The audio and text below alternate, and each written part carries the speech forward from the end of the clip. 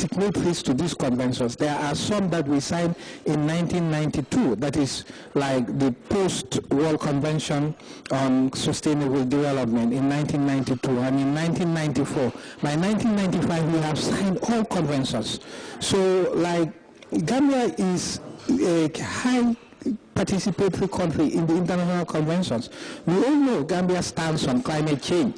We all know Gambian stands on biodiversity since in the 1977 Banjul Declaration on land degradation. You know, Gambia stands on the international agenda on that. Now, these conventions too needs to be domesticated on the ground. So, of course, we are doing our international activities, but we have our national activities. And with domesticating those conventions, that's where this EMEA Coordinating Committee comes in. Gatherings of this nature for the cause of advancing environmental management by building the capacity of those responsible of enforcing environmental safety laws, if nurtured, will eventually put the Gambia on another pedestal in its pursuit for a clean and healthy environment for her people. For Grts News, I am Estomane. Previous years, the days after a major feast, particularly Tobaski, is generally characterized by a sudden shortage of fish stock in local markets. Measures have been taken by government to tackle such occurrences in the form of more fish storage facilities across major centers in the country. Uminjai went to one such facility in Bakote to see firsthand how the fish storage center is helping lessen the impact of the Tobaski hiatus by local fishermen, many of whom left to spend time with their families during the festivities. Fish market 2 days after the Tobaski feast. Looking at the sales in the market before the feast, the marketplace is always busy with people here buying and selling goods. The picture now is in sharp contrast to those buoyant moments. There is a lull in trade with only few vendors in the market to sell fish to few customers. Mostly during feast, foreigners who constitute a significant chunk of the fisherfolk also leave for various destinations to celebrate days like Tobaski with their kith and kin.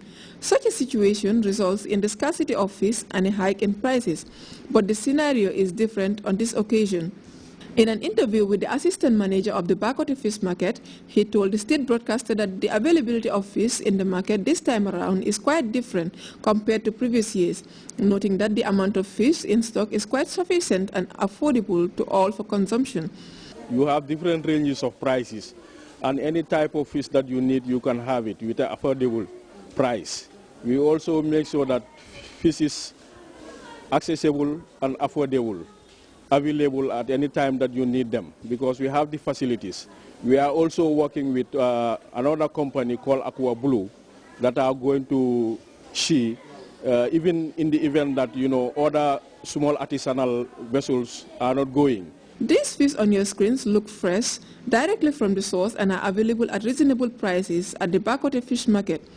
It could be recalled that the Bakote Fish Market just recently signed an MOU with the two giant fishing companies, Aqua Blue and Red Sea International, as the main suppliers of fish to the local market. This intervention is attracting many young people to the fishing sector, thereby creating more employment to the youthful populace.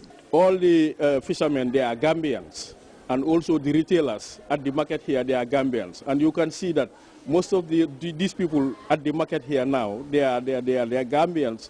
But, you know, because of the feast, the Muslims, they are away enjoying their feast. But those who are selling now at the market, they are the Christian folk.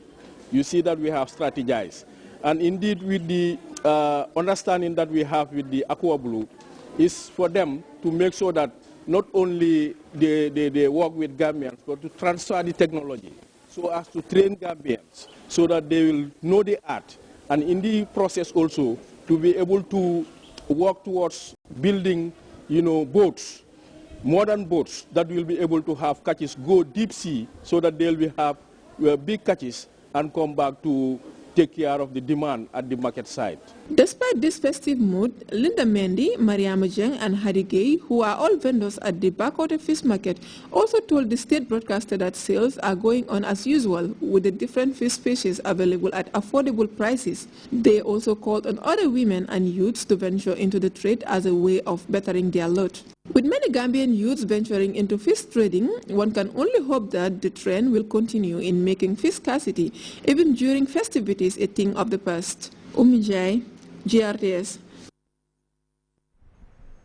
From Uminjai's report there takes us to our first break. We'll be right back.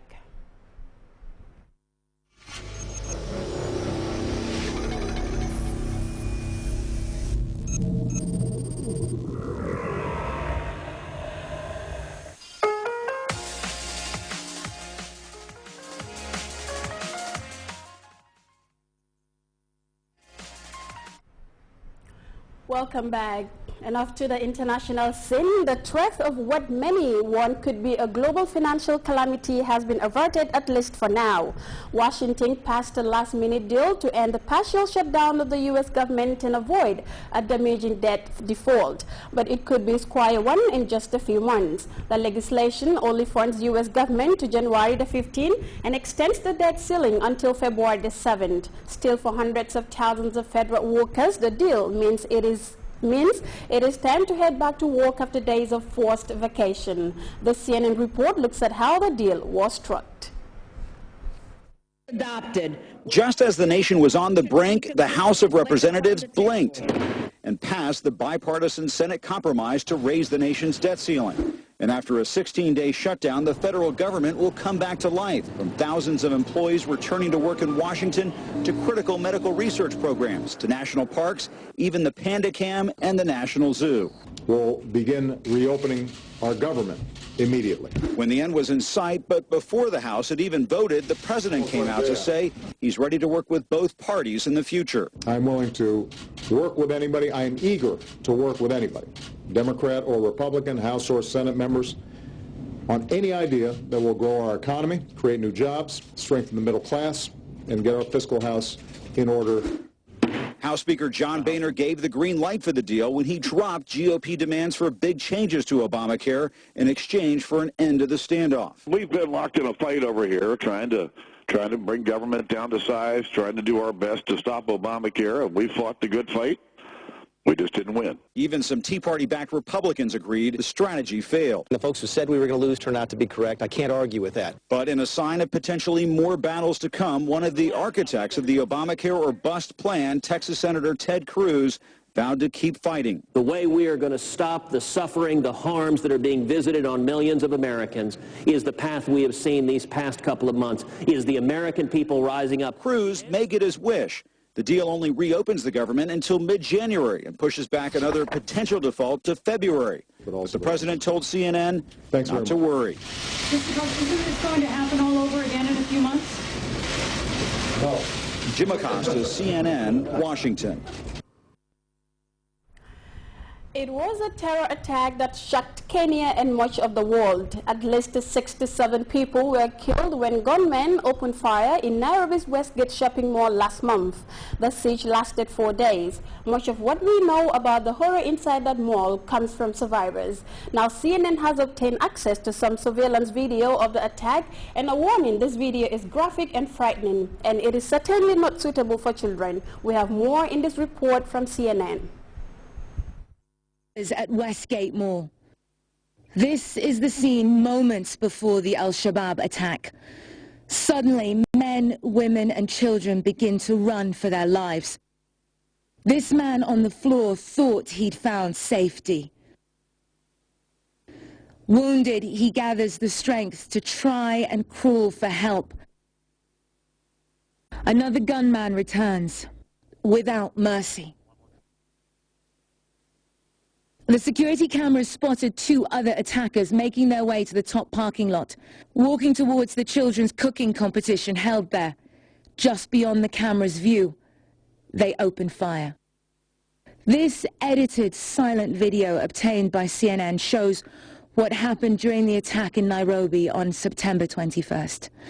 As the attackers go through the mall, you see people desperate, trying to run and crawl to safety as bullets streak by.